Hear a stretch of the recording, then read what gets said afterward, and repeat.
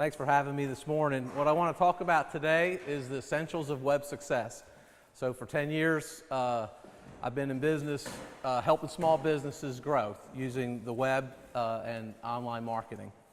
And I'm going to start by telling you a little story of how I got the name for my company, Broad Street. I grew up in a small town, and it was really a very nice place to grow up. You could ride your bike pretty much anywhere. The kids were allowed to go, leave for the day and come back when the street lights were on, that kind of thing. And but this neighborhood, which was several miles wide, at the edge of it was a place called Broad Street, and we were not allowed to cross Broad Street. There was traffic there. There was people got hurt there. I kind of always wondered what was beyond Broad Street, okay? And so I the analogy is that's how I think a lot of businesses are looking at the internet, is that we kind of have our little space. We got our store, we got our shop, we got our office, and the whole idea of kind of transforming a business to be like in the cloud, it seems kind of intimidating. And so our mission at Broad Street is to help people navigate that, to help you cross Broad Street, so to speak, to get to the place where you want to be in online marketing. And so that's how we got the name Broad Street. This is me also, thanks to Jim here, who is our graphic artist and provides some animation here and there. But yeah, the idea is web success guru. What I want to do is help you bring your business into the 21st century, and some of you are already doing that. Maybe you might pick up something new that you haven't heard before. The mission here is to give you the tools, the techniques, and the ideas and methods to get the most of your online presence and to grow your business.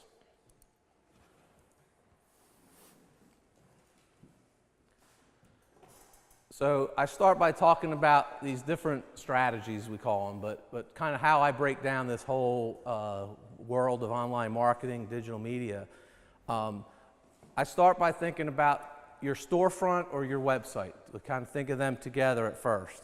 And so some of you already have a shop. You got a physical store and you want people in the store. And so there may be ways that you can use the internet to get people to your store. Other people, you might have a business where you're kind of on the road all the time. You don't need an office. You're working out of your extra bedroom or your garage. Some people don't really have a storefront, don't need a storefront. That's kind of a new model, right? The old way was you would always start with a store, an office or whatever. And then kind of tied in with that is your website. So your website is your place to be seen by the world. And so one of the reasons I have the tower there is because, besides being a storefront, a physical storefront, your website can also be a storefront. It's a place where people can exchange, money for services or purchase things from you. But also you see that little tower in the back, okay? It's kind of an old-fashioned radio tower, but the idea is that your website has the potential to be a platform that can broadcast you worldwide. And so, is that how you look at your website? We talk about the website and the storefront, and then we talk about local marketing. So probably most of the folks in this room are interested in this part. But the idea is that Google, in particular, has become more and more aware of where you are, because most of us are using our mobile devices. So they know where you are, and when you ask for something, they know whether you're looking for something global or something local. And so they're going to present you with options as they understand what it is you want. And in a lot of cases, if you're here and if you're standing right here and you search for coffee, or a coffee shop, you certainly expect to see what's the name? Sorry. We expect to see that first, right? Because you're only a mile down the road. So how can you present yourself to the world on the internet, in a way that maximizes your local business?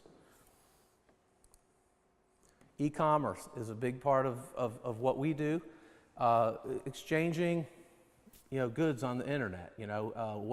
Taking money, taking payments over the internet, selling things on the internet, finding new markets and new customers on the internet using e-commerce. And so we'll talk about some ways that people are doing that and things that you might be able to do. We'll talk about content marketing.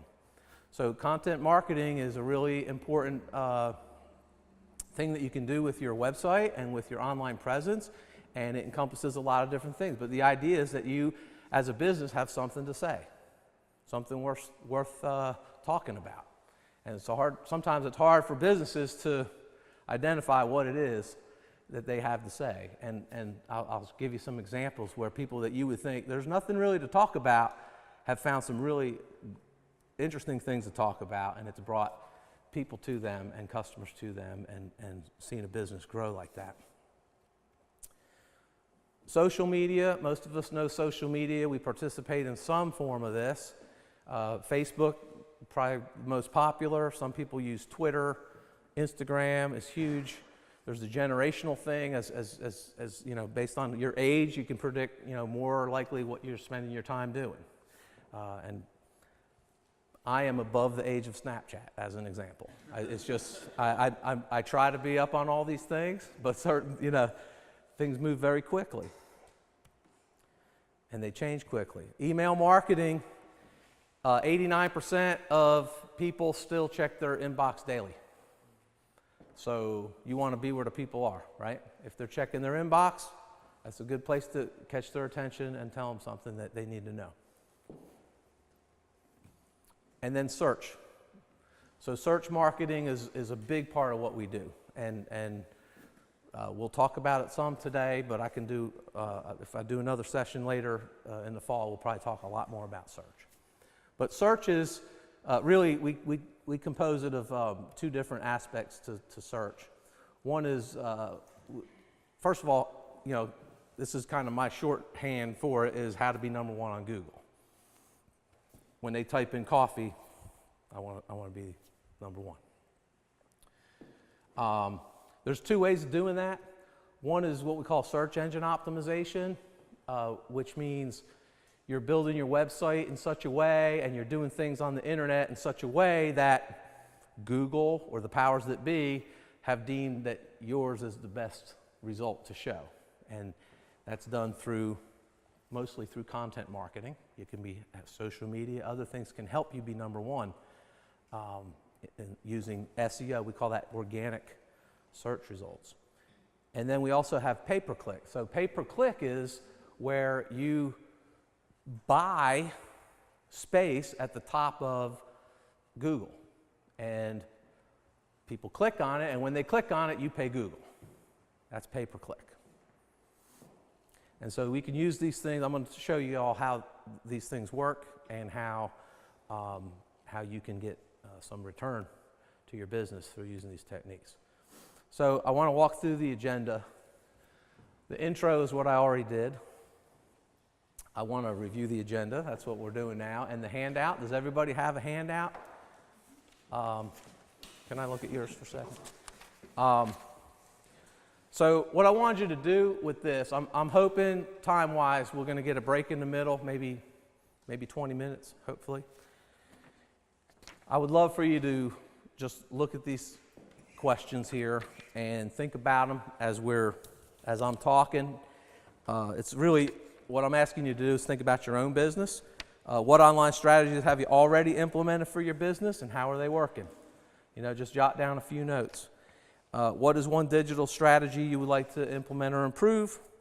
And what do you think are the biggest challenges in trying to implement these strategies? So my hope is that as I talk through these different things, you'll get some ideas that you can apply to yourself. And so if you wouldn't mind taking notes, and then when we take our break, hopefully we'll get a chance to talk a little bit and share with one another.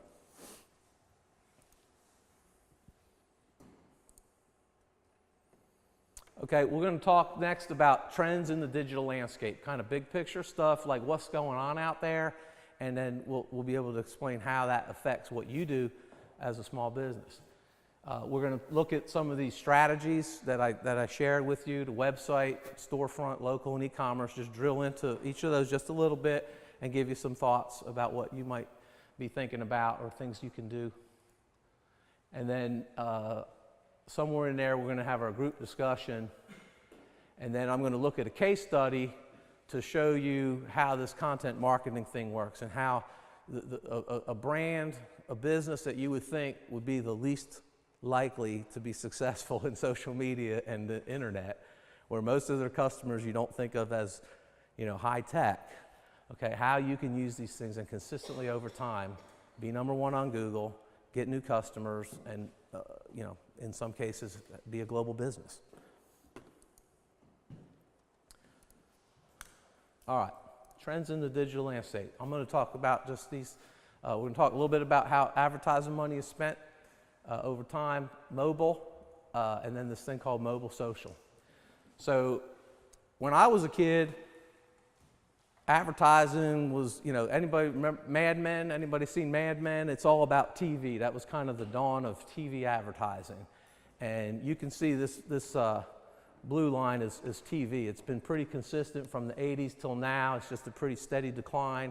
Of course, we had cable come in and a lot of other things that created more opportunities to grow that. But you can see a steep decline starting in 2000 in things like newspapers and magazines and billboards. Okay? And meanwhile, you see the internet coming from nowhere and in 20 years dominating the landscape for advertising. So one of the trends, another trend is the mobility, right? So I mentioned earlier how everybody's on their phones now.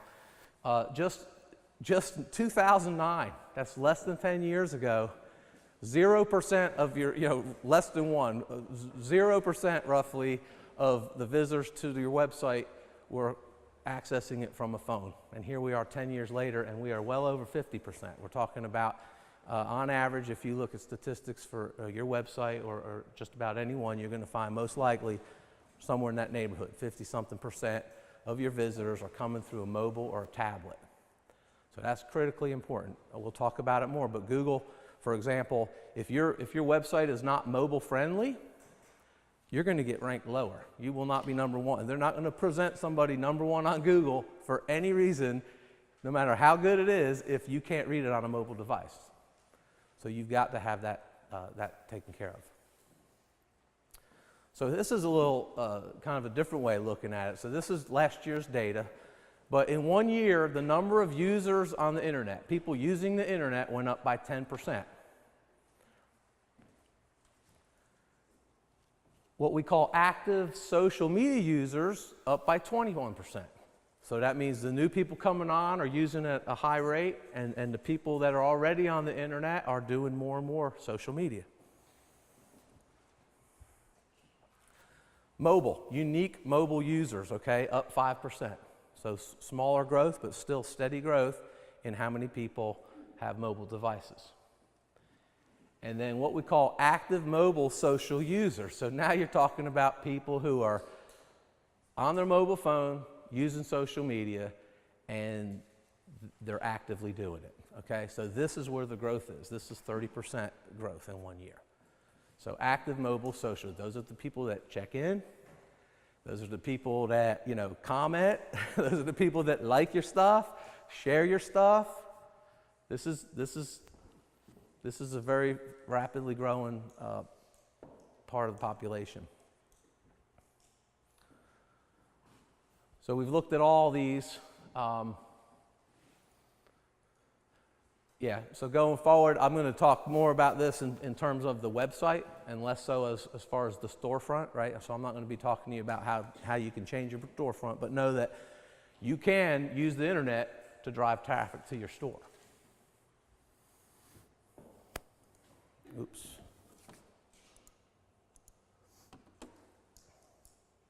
All right, so this is a graphic that kind of explains how I think of this process that we're trying to participate in by putting stuff on the internet, okay? We got our home base, we got our website, and there's people out there looking for stuff. They're searching, they're typing in things like coffee. And Google's trying to figure out what they want. And so these people are out there searching. The idea is that at some point they find you. because of your expertise, because of your location, because of what you've done to present yourself well on the internet, and they have an interest in what you do, and they may keep their eye on you. They may not become a customer right off. They may follow. They may like your posts. They may, all of a sudden, you start showing up in their Facebook feed a little more. They might sign up for your newsletter. And then they become prospects. So now they've kind of know who you are. They're kind of interested in what you got. And now they start to understand what you have to sell them, what it is that you really do. And maybe they show an interest in that. And maybe they express an interest in a certain product or a certain type of program that you have. And then ultimately, our goal is to make them customers. So walking through that again, these are some of the tools that we use. So how are people searching? Well, they're searching on Google. They're searching on Maps. They're searching on Yelp, Bing, Google+, Tumblr. You know, there's 1,000 places that people are searching. YouTube. YouTube is the second largest search engine. Google's number 1. YouTube's number 2. That's where people go. And the younger you are, the more likely you are to go to YouTube first. And just let's go find a video to show us how. So then you bring them in and you kind of catch their attention and you let them know there's other information that you have. And so maybe then they become followers using, maybe they subscribe. I'm big on subscribing to things on YouTube now. They may follow you on Snapchat or Instagram or Facebook. They may check out your videos. They may follow your Pinterest page, whatever those things are. But now they've got a better, clearer idea of who you are, and you have their attention. And then prospects, you know, what we're talking about now is how to now get some kind of interaction going where they really understand, you know, maybe you start to get a better sense of where they would fit into your programs. Maybe that's through Facebook or through Google. The Google location stuff, Google My Business, right? So now they find you, they look you up, they see where you're located, they come see you. Email marketing, using things like MailChimp and Constant Contact. So now we're starting to get these folks and letting them know we got something. We got something to offer them. And then they become commerce, and then we'll talk about these. These are like some things that we would use for e-commerce. And so we'll talk a little bit about how to actually take money on the internet. I want to talk about this concept. It's called the long tail. And the idea is, what this is the relative popularity of certain things, okay? And so over here you have the very most popular things. These are the top 50 searches on Google, you know, or the top 100 websites on the internet, okay? And then, you know, these are generally big and broad, and then as we see the long tail, what that's showing is that there's all these little niches out here. There's places on the internet where there's just a few things. And so the best way to explain the long tail, I think, is about television, okay? When I was a kid, there was 3 stations. ABC, NBC, CBS, maybe PBS, and there wasn't a lot of choice. There were 3 newsmen, right? Pretty much. It's like, which one do you believe in? And in the 80s, you know, late 70s, 80s, we started getting cable TV. And all of a sudden now there was specialties. And so instead of having 3 stations that tried to serve everyone, we now had 100 stations, and each one served a little niche, okay? That's moving us away from these big 3 into these smaller niches. And so now you have a niche called home and garden. Just people who like homes and gardens. We got food, just people who like to cook. But there's power in marketing to one group that's clearly defined. And so what we found is a proliferation of these channels. And then if you take it to the further extreme, now you have YouTube with millions of channels. Okay? And if I'm into a particular, you know, whatever, period of the Civil War or whatever, and I'm into that, and this guy talks about that, I'm subscribing. And so you end up with these small little niches out here But it's a lot easier to dominate one of these than to go competing against Amazon or Walmart or any of those guys over there. So finding a niche is a really important part of how this stuff works.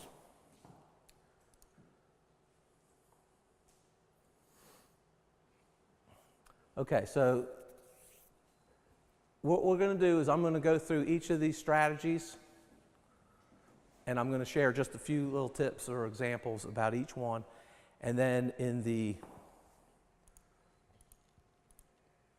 let's see, hold on. All right, so we're going to start through website. So how does your website look? How does your website feel? Those are two questions I'm just asking. These are rhetorical questions. Don't shout out an answer. I'm going to talk a little bit about simplicity of design. So what I'm talking about is for your website. If you haven't built one yet, if you've built one and you know that it needs some work, I'm just going to give you a few ideas for things for you to think about. The issue of mobile usage, and then I'm going to talk about a little bit with regard to your website, flexibility and ease of use, okay, or something we call content management system. Okay. This is the most popular web page on the internet. Really, really simple, right?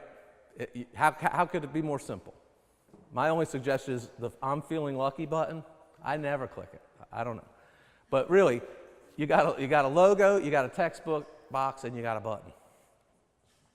That's a really simple website, but it accomplishes its purpose. What is the purpose of this page? What is Google's business? Google's business is to sell you ads. And the only way it can know what to sell you is if you search for something. And so they don't have a lot of stuff to distract you.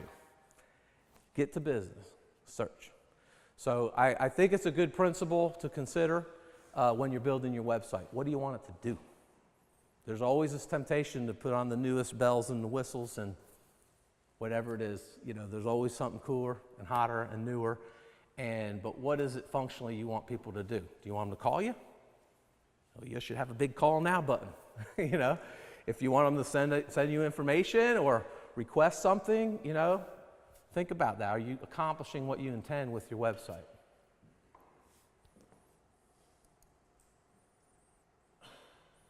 Another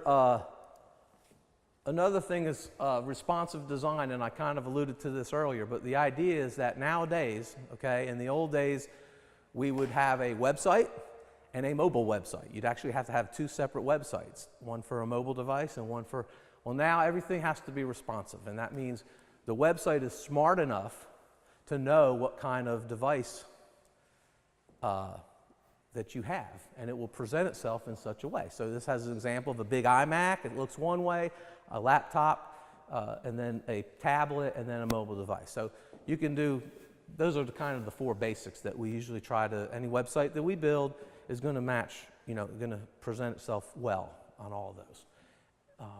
So that's something that's really important for you to consider with your website. And like I said earlier, Google's not going to make you number one on Google if you're not doing that. If half the people can't, half the people are using these two devices, if they can't read it very well, they're not going to rank you high. Content management system. The idea here is, in the old days, to write a web page, create a web page, you had to use HTML code. And what that meant is you had to write code and, hey, look at my web page. And then if you wanted 10 pages, you'd do that 10 times, or you'd copy it and then you'd change a few things. And what happens is, over time, you create a huge monstrosity that's impossible to maintain. Okay, so that brought about the advent of these things called content management systems. WordPress is by far the most popular tool on the internet. Probably some of you have WordPress sites. Drupal on the left here is another. These are what we call open source content management system, meaning it's open, meaning it's free. Nobody owns the license. Anybody can use this. And Drupal is the one that we use, so if you were to ever work with Broad Street, you know, we'd be recommending Drupal because there's a lot of things you can do with Drupal, but we support quite a bit of WordPress as well. Joomla, not as much.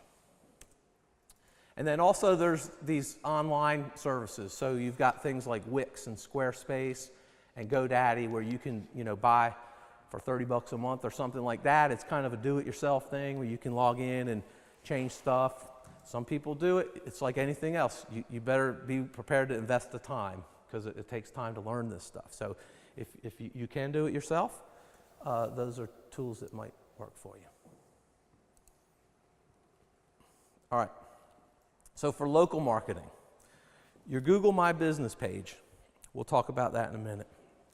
But setting up your Google My Business page is probably the smartest, fastest thing you can do. If you haven't already claimed your business on Google, do it today. I'll help you do it, but at no charge, because it's free, and it will help you in your online presence. People will see what you've done. Google and other maps, Facebook Marketplace, and Craigslist. So real quick, so when people do a search on a particular store, if they type in the name of your store, typically you're going to come up over here. The information that's presented here is all manageable by you using your Google My Business page. And so if you ever go there and you see your listing, what happened was Google went out and just created listings for every business they think exists. And then there's a little link here that says claim this business. If that's there, you need to claim that business, and they'll either call the phone number or they'll send you a postcard to your address, but definitely want to claim your business if you haven't done that. This is just a kind of a zoomed in on this particular store. It's a True Value hardware store with this whole clothing line, the Carhartts and stuff, and you can see they have 51 Google reviews.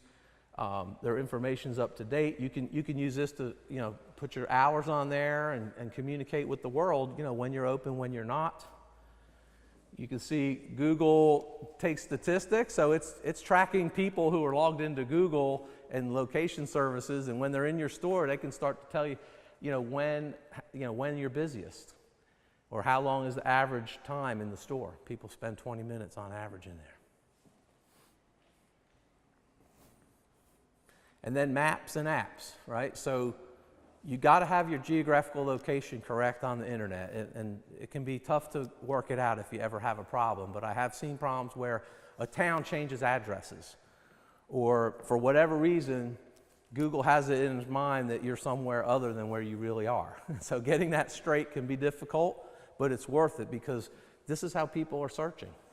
If I'm coming here and I want coffee, I'm just going to go to my phone and say nearby coffee. That's how I do it. That's how more and more people do it. But this is Camden. So this was just me just looking for a restaurant in Camden, using my Google Maps, and it showed, all these. And, if you haven't done this, you click on one, and hopefully it'll come up with their Google page and with a link to their website.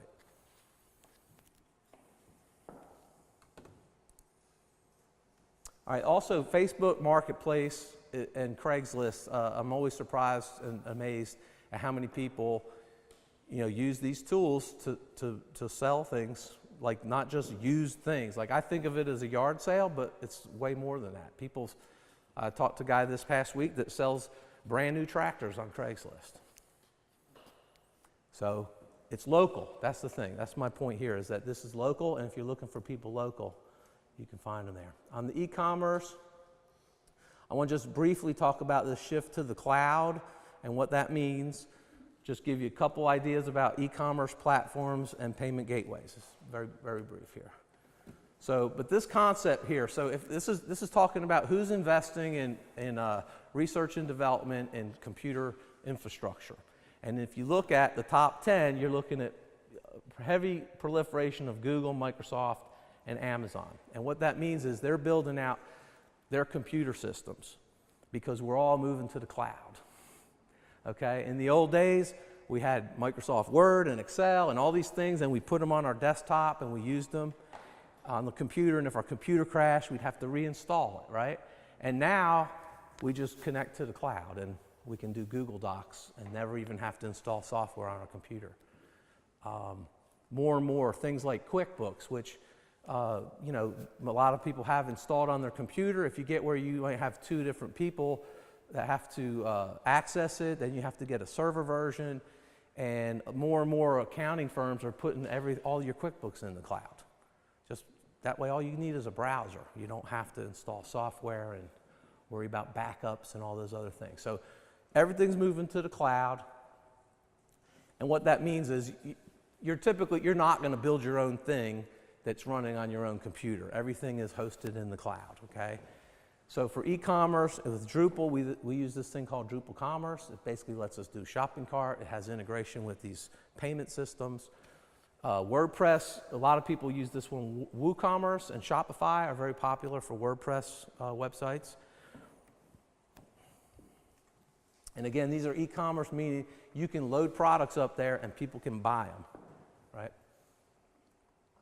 And then these are a couple. Magento in particular, I know is a really high-end system that is very complicated, but a lot of big stores use that. And then these gateways. So we do mostly PayPal. So if you have a PayPal or old-fashioned regular PayPal account where people can move money, that's one thing. This idea of Payments Pro, what that does is it lets you now take credit cards on your website without people having to leave your website and go to PayPal. You take the credit card, you process it, and same with Stripe and Square. So those are popular. Authorized.net would be more,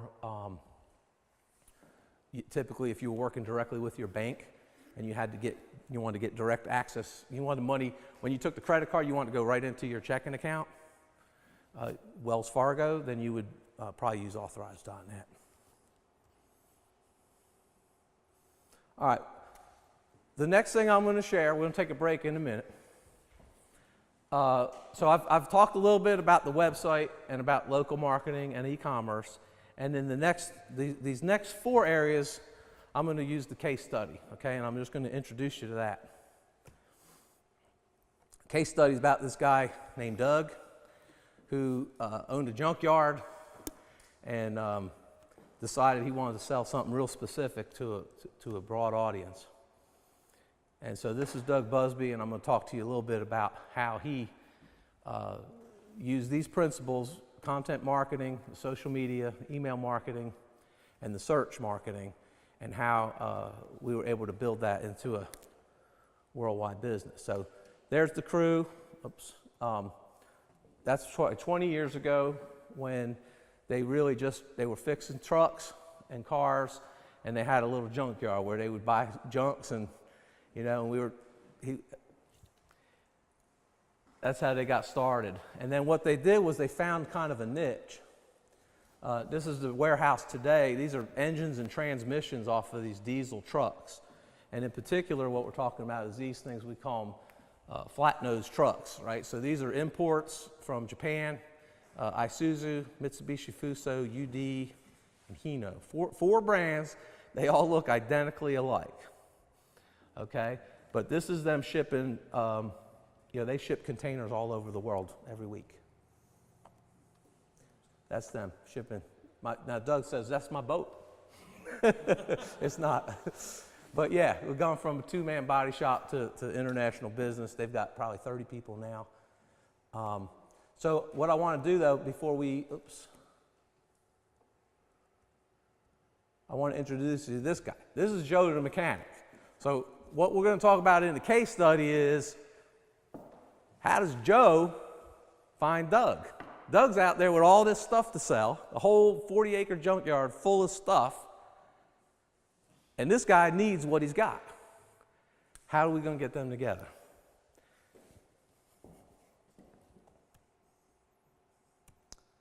When he goes online and he searches Mitsubishi Fuso FE transmission, what happens next?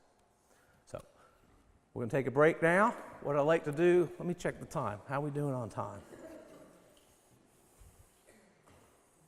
It is 9:12. We have till 10. Okay. So I would like to take an 18-minute break.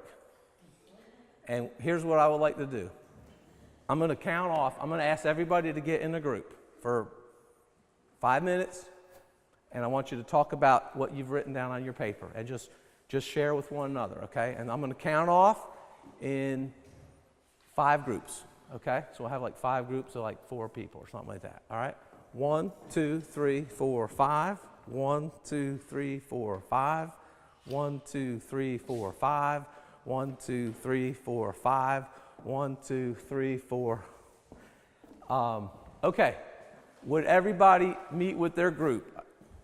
1's over here, 2's in that corner, 3 in the middle, 4, 5. Okay, and all I'm asking you to do, well, go ahead and get in your groups, and then I'll give you further instructions.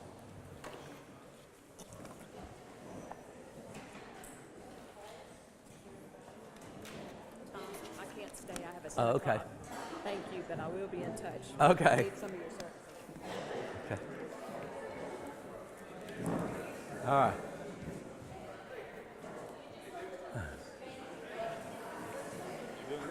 Okay, thanks. Did y'all forget your numbers? No, Oh. All right.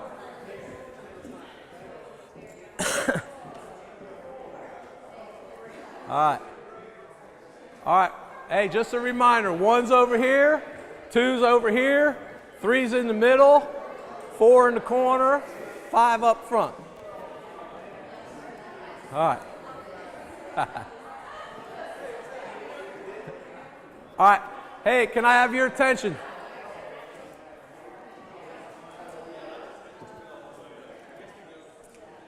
All right. Hey, guys.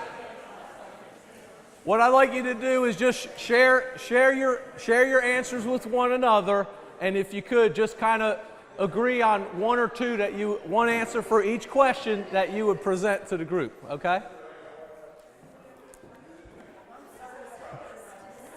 don't have a storefront, but we do have.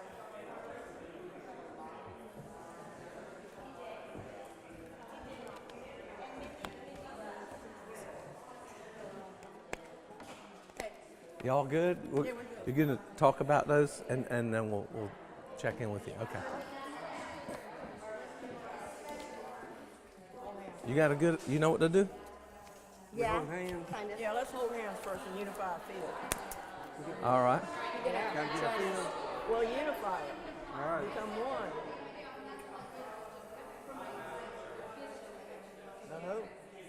All right, let's do it. Amen.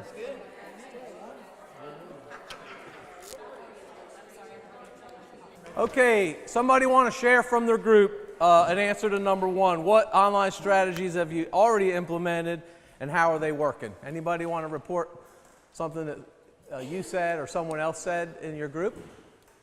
I'll say that our group,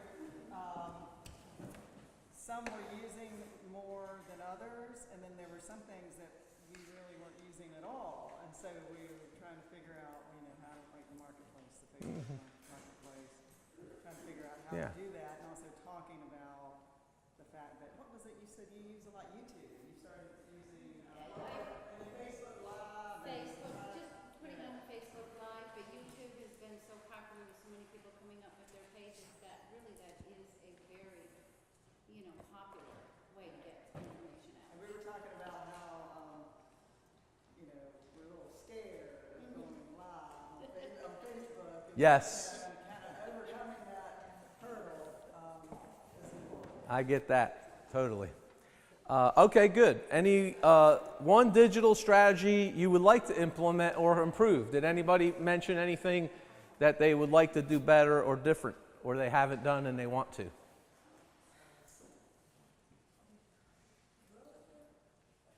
Yes. I think we were talking about finding out the niches Right. that we talk about, like what are the group population and how to be able to find the right source or the right group to sell to that specific. Right. Yes. So yeah, finding the right niche, but I've tried to challenge everybody. Like, if you can find it, it's so much simpler. Like, you want to rescue, all animals? Yes. But if you're the coyote master, you know what I mean? If you're the squirrel master, you're going to be number 1 for squirrels. Maybe that's enough, So, all right, what do you think are the biggest challenges in trying to implement these strategies? Anybody just name one hindrance to implementing? Yes. Time. Too busy. Budget, no money. Knowledge, not sure what to do. Very good. Okay, well, thank you. My goal was just to get everybody thinking out loud and sharing with one another. So I'm going to move forward with the Busby case study and talk specifically about we're going to figure out how these two got together, right? That's the big mystery. So Joe the parts guy, searching for his FE transmission. So I'm going to just talk generally. So to blog or not to blog, that I believe it was Shakespeare who first said that. And everybody talks about doing a blog. Everybody thinks most of us have tried one at one point, or maybe we read something. But the idea of a blog is to share information, right? To share your expertise. What is it that you know that other people need to know? And I'm going to use you as an example if you don't mind. But if you're an expert on how squirrels take over an attic, you could write about that. And when somebody has a squirrel in their attic, they're going to Google, what do I do when squirrels are in my attic? And they're going to find your webpage. And they're going to find out, they can call you too, right? So that's kind of the idea of content. So, and it's not just blogs. So blogs, the idea of a blog is a weblog, right? The idea is like something like a journal, like something you're going to write about a specific topic. So when I think of blogs, it's really not the blogging so much, it's coming up with ideas of what to say and then getting it down on paper or getting it on video, okay? And video is huge. So I'm going to just take a moment and just talk a little bit about video.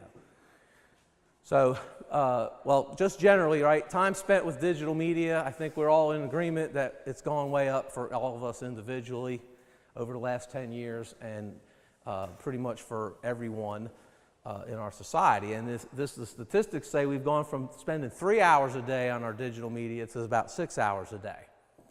Okay, now where did that time come from? Sitting by the creek, we don't do that anymore. Going for a walk, I don't know. Or it came from TV, newspapers, magazines, all those things that we were doing that we're not anymore. People don't pick up, if you're reading a Kindle book, it's digital. It's not paper. So people are moving from there to there, or have in the last 10 years.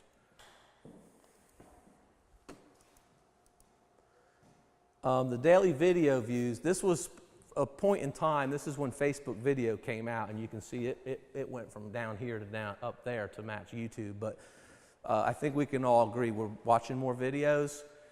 People are more inclined toward seeing a video than reading a blog article. And so, again, you have to be where the people are. I wanted to just show you quickly from the website, like this is what the Busby Truck Parts website looks like. So I just wanted to give you kind of conceptually what we're talking about. It's not the best looking website on the planet. We've tried every year to throw in some bells and whistles, and we always go, nah, this does what it needs to. These are our 4 brands. 90%, 95% of what they sell is you can get to it through these 16 links right here. And that's what people do. They come here, they look at stuff, they find something they like, and they also can, if they're looking for something specific, they can go right to, that brand, that transmission, and so forth. So really simple site. Their goal, they don't do e-commerce, right? All these are what they would call consultative sales. In other words, they want to make sure they got you the right part before we ship an engine across the country. They really focus on the sales force, right? So call us. That's their sales team. And they've got a couple more now. They've got a fully 2 Spanish-speaking salespeople. The website, most of it is translated into Spanish. That's another huge opportunity, Spanish language. You'll be rewarded for doing things in Spanish if you can have somebody on staff that can help you with that. As an example, when you buy a Google ad, you would typically pay 1/4 of the price per click for a Spanish ad versus an English ad. So when you see these guys, if it costs you $1 per click for Isuzu NPR engine, if it's the Spanish exact thing, it would be about $0.25 per click. So we can get 4 times as many phone calls on the Spanish side for the same budget. And that could happen for you too. So YouTube was a huge thing. What we really have is we have this little niche, which is This is what there's no blue trucks. I mean, all these are all the same almost, and they look the same to me. Now, to an expert, you know, he can tell you all the different models, but pretty much we're talking about these white box trucks that are used all over the world. And here's their video page. So Marjorie's been doing videos for them for probably 10 years, okay? So this has been a slow trickle of steady content. It's not something you can do overnight, but if you're consistent over time, you can have tremendous results. So here's just for an example of the kind of stuff we did. And this is an example, by the way. Remember earlier I said some people, like business people, they don't know, what do I have to say? And that's the same thing we were talking about. Like, well, we're just mechanics, man. I mean, you know, well, don't you know more about these than other people? Oh, yeah, well, this, you know, what are the phone calls? That would say, what are the phone calls that, you know, keep you on the phone? Like, who's calling you, asking you questions, and what are they asking? Oh, yeah, you know, this, you know, how to avoid engine failure in this particular one. Or this one here, this 4HE1 engine, removal time on installation, 1 year, 110,000 views on YouTube. They tapped into a problem that didn't have an answer on the internet. Okay, and now if you're trying to figure out how to get your timing right on your 4HE1, this is probably the best place on the internet to be, because they explain it. There's nobody else explaining that. So how do you value this? You know, a lot of these people end up coming to it's like people watching a commercial because they're seeing Busby Truck Parts, and at the end they say, come call Busby Truck Parts, go to our website, etc. YouTube views. This is interesting. 30% of YouTube videos have 100 or less views. Okay? So if you go up to, let's just say 10,000 views, you know, you're looking at, once you get over 10,000 views, you're in the top 3% of all YouTube videos, okay? And like I say, I just showed you one with over 100,000. So, you know, I think that's an example where, yeah, it's not Gangnam Style or whatever the cool video is that just got 1 billion views, right? It's not something that reaches everybody, but remember the long tail? We are way out there on that tail. We are talking about a niche that plenty of companies are just not paying attention to. And we found it, and now we're exploiting it, and we are king of the niche. That little tiny little niche. But that's enough. It's enough for 100,000 views on our YouTube view. Blogging is huge, right? So words on a page, you know, is really where Google got its start. It's looking at the words on your web page and where they link to and who links back to them. And all these different things. Do you link to yourself? You know, they want to see that you value your own content on your website, and so you have pages with links to other pages.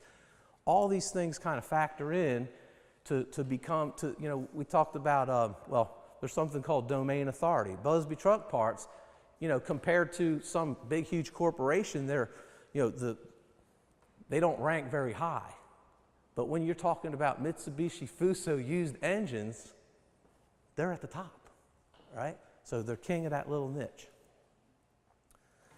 This is just an example of the kind of blogs, okay? How to change the fluid requirements. Again, it's something people call up or they get things that fail. They get an engine, it's like another one overheated because they didn't put this fluid in, you know? And so they know there's problems out there and they share it and people Google it and they find it. This is some statistics from Google Analytics. This is 90 days of blog traffic, just traffic to the blogs on this website.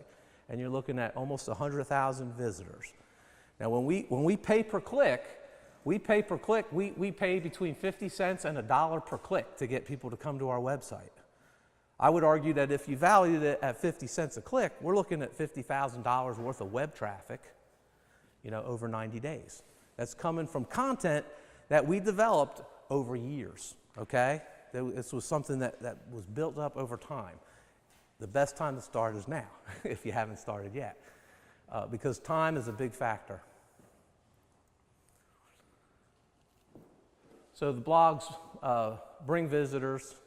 We always have like the recent blogs. We try to have at least something every month, at least. That's part of Marge's job, is to make sure we have 1 or 2 blogs out there a month.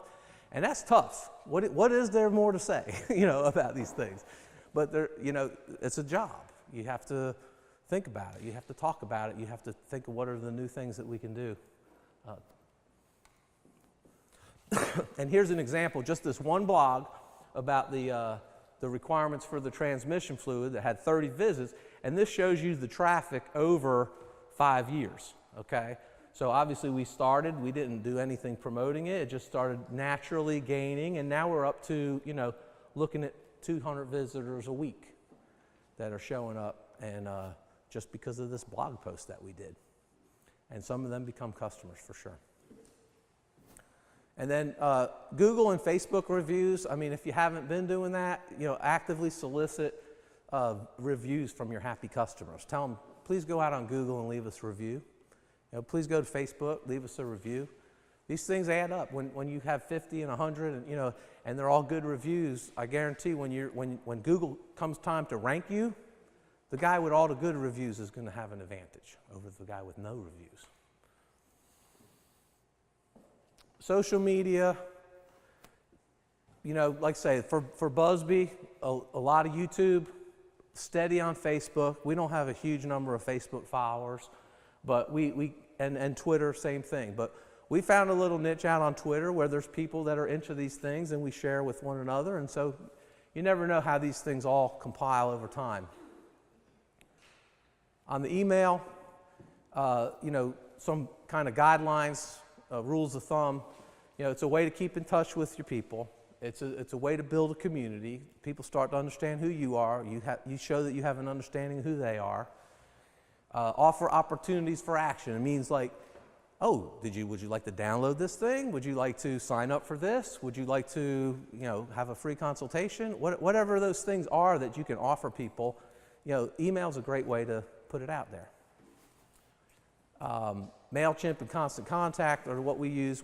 Generally, we look at this as two things now.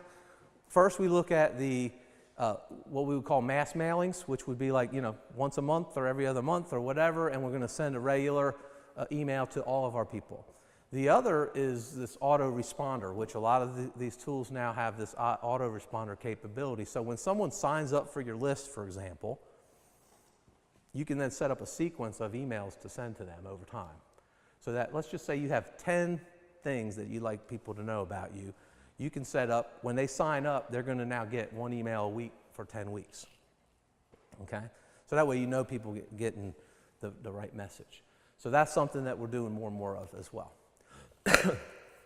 This was marketing professionals saying what is the, basically where you get the most bang for the buck, right? What is the best return with the least difficult to execute, and email is at the top. So they're saying 61% it's email is an effective tactic, and only 22% said it's really difficult. So it's the most effective and least difficult. Excuse me, Tom. Yeah.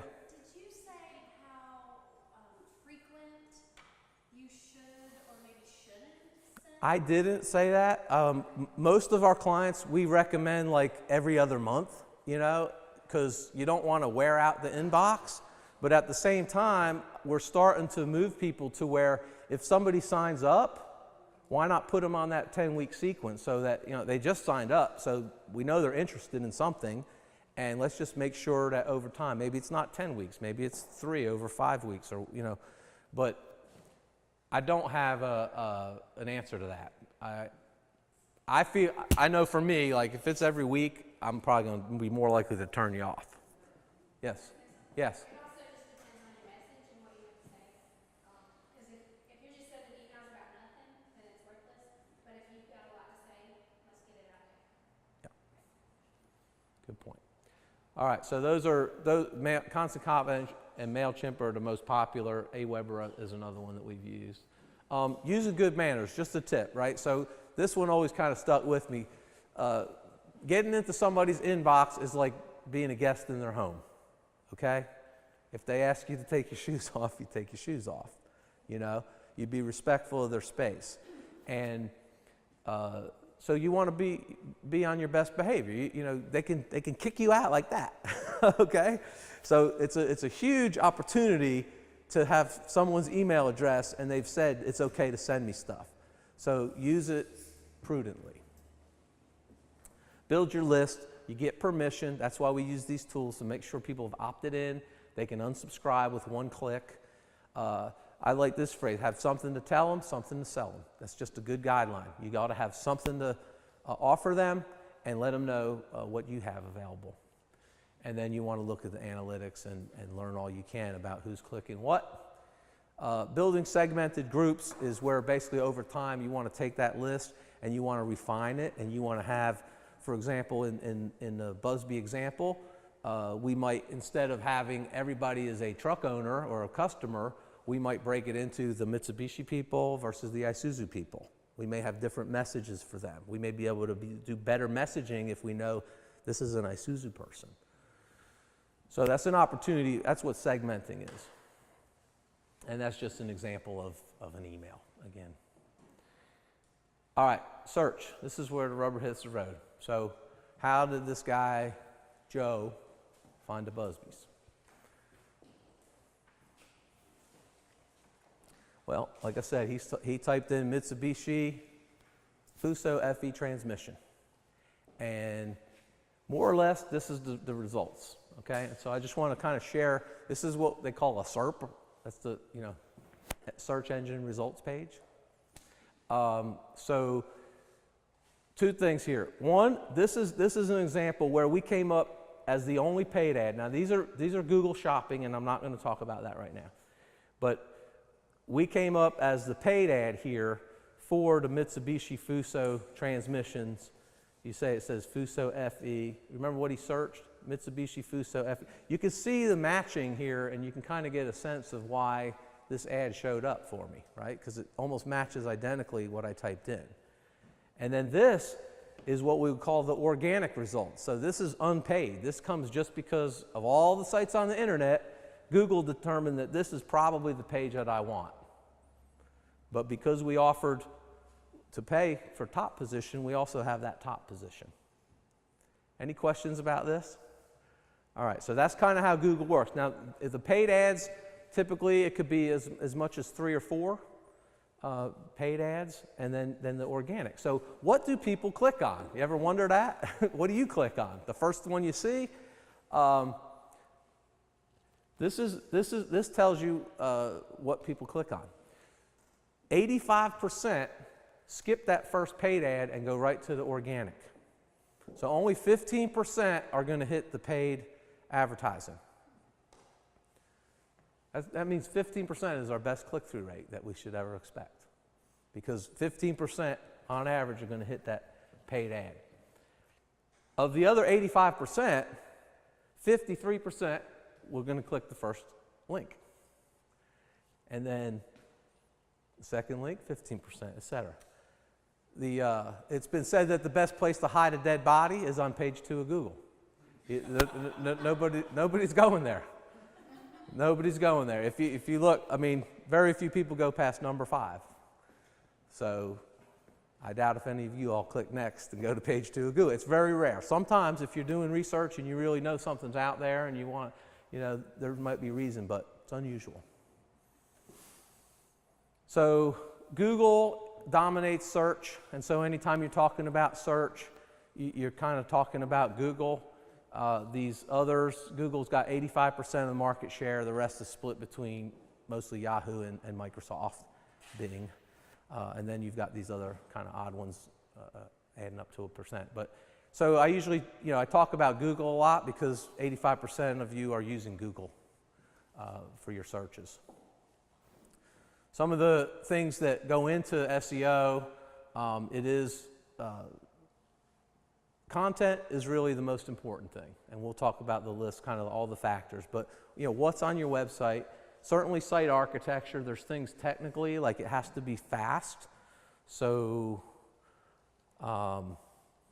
traffic, indexing keywords, ranking, all these things kind of are terminology that we use. But ultimately, these are the things that affect your ranking. Number 1 is content.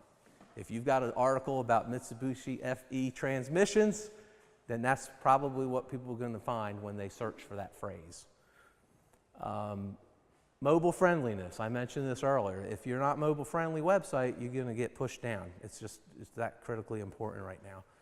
and high quality backlinks. So that means people in respectable, long-standing websites are putting links to your website.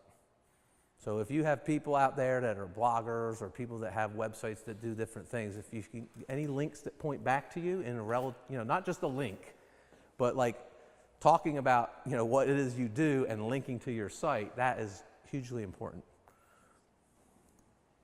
Domain authority, that's what I was talking about earlier. Like, if it's a government agency, if it's the county of, if it's a .org or .gov, like Camden, Chamber of Commerce, maybe not, but the town of Camden. If the town or the county, those are considered high domain authority because they're established entities that aren't going, it's not a fly-by-night operation.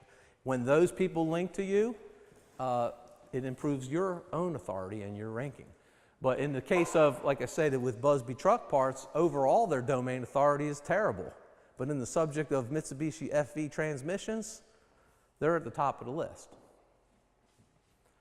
On-page SEO. So this is kind of like technical stuff that you have to do in your code to make sure that Google's happy. So Google has these robots that go around all night, every night, and look at your website electronically. They're looking for codes. They're looking for stuff that, tells them what's on your site so they don't have to read every word of your website every night. So if you have your meta tags and your site links and page titles and all this other stuff right, you make Google's job easier, and it makes you're a better index site, and they're going to give you a little boost in your rankings because you have all those what we call on-page search engine optimization. Keyword stuffing is actually a bad thing. That's where if you might just like put a bunch of keywords, like coffee, coffee, coffee, coffee, coffee, or whatever, like because you want to be known for coffee. Google's smart enough to see that that's not helping. But there was a time when people thought that would help. Like just mention coffee 500 times on your page and you'll be number one. But it doesn't really work that way anymore. And then duplicate title tags is just another technicality, but a lot of people use systems where every page has the same page title. And Google's saying that's not good. So you don't want to have all these different pages on your website that have the same title. All right. And then the page title, the thing that shows up like up in your tab, Google considers that like a shorthand description of what's on that page. So if you end up with 10 pages that all have the same title, it's saying that's confusing. On the pay-per-click, I just want to go through this walkthrough. How are we doing on time? 10? All right. We should be all right. All right, so this is I think the last slide or very close. So what I want to talk about with the pay-per-click is I want to show you how the alignment of the search terms, okay, in Google Ads, how this guy typed in Mitsubishi Fuso FE transmission. And so how did we come up? Well, on Google, we have these keywords. So these are actual keywords that we've set up in Google, and we said, if anybody types in these words, Mitsubishi Fuso transmission, for sale, manual transmission, et cetera, right, all those terms, if people were typing that, then I want to display one of my ads. And this is the ad that was chosen, okay? This one was geared, this is one of several, specifically for these keywords. And so Joe the mechanic typed this in, and immediately he sees this ad. And to me, this is like a perfect match because all the words that he typed are included in my title of my ad. So compare this to somebody who just did an ad that just said parts for Mitsubishis. That's too generic. Because we nailed exactly what he was looking for in the description of this ad, this is considered a really strong, good alignment between what we're offering and what he's looking for. And so Google ranks this very high. And in some cases, I would actually rank higher than someone who was bidding higher than me. So even though Google's in auction, Google will give me an advantage because this is such a dead-on ad that it's most likely to get a click than something that's more generic. And so that's how that works. And then the other thing that lines up is the landing page. So if you look at the page that they go to when they click, What's it about? It's all about Mitsubishi Fuso transmissions, and in particular, it's got listing of the FE and all these other models that we know that he's looking for. So we've got really a perfect alignment between the search, the keywords, the advertisement, and the landing page. And so that's how you become really efficient and get the most for your money on Google AdWords. Okay, so I've covered them all. And that's me. And we got a few minutes. If anybody wants to ask questions or make comments, I'm open.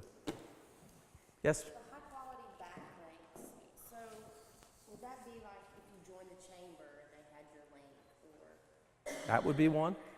Yes? Yes. A better one, like that's a good one, but from Google's perspective, being in a directory is important. So you want to be in all these directories and link them all back to your website. That's absolutely, you should do that. But if someone, let's just say a blogger, about wildlife, had, who has a following, wrote an article about you and linked to your website, that's even better. Because now we're basically piggybacking on that person's authority, right? So that person's already popular on the internet, and now they're talking about you. So that's going to raise your ranking. A newspaper article is always a good thing. Like if the state newspaper wrote an article about you, make sure they put a link to your website in there, because that's a huge opportunity, because the state newspaper's got a lot of following. And so they have that would be a quality backlink. As opposed to like if somebody else just put a link somewhere on their web page that didn't have context. Any other questions or comments?